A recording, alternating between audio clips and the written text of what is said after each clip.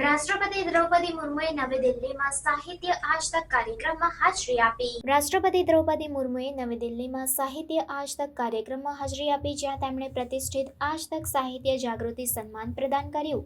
આ કાર્યક્રમમાં વિવિધ સાહિત્યકારોના યોગદાનને ઉજવવામાં આવ્યું અને સમાજમાં સાહિત્યના મહત્વને રેખાંકિત કરવામાં આવ્યું.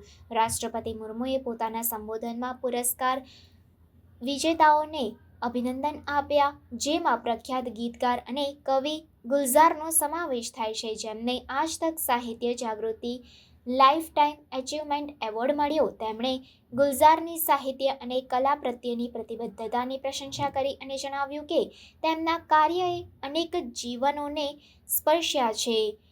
રાષ્ટ્રપતિ મુર્મુએ માનવતાને સશક્ત બનાવવા અને સમાજને સુધારવા માટે સાહિત્યની ભૂમિકા પર ભાર મૂક્યો. તેમણે જણાવ્યું કે સાહિત્ય હંમેશા ભારતના વૈવિધ્યસભર સાંસ્કૃતિક વારસાનું પ્રતિબિંબ છે.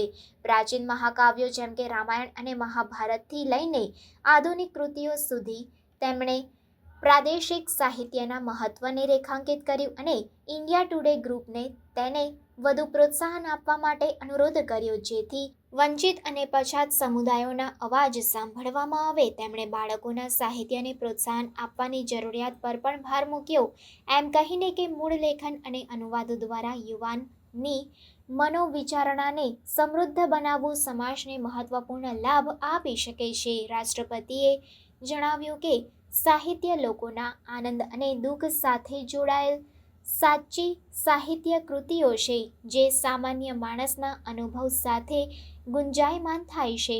રાષ્ટ્રપતિએ તેમના ભાષણનો સમાપન મહાત્મા ગાંધી જેવા મહાન નેતાઓ પર સાહિત્યના પ્રભાવને માન્યતા આપીને કર્યો અને દરેકને લખાણની શક્તિનો સન્માન અને કદર કરવા માટે અનુરોધ કર્યો.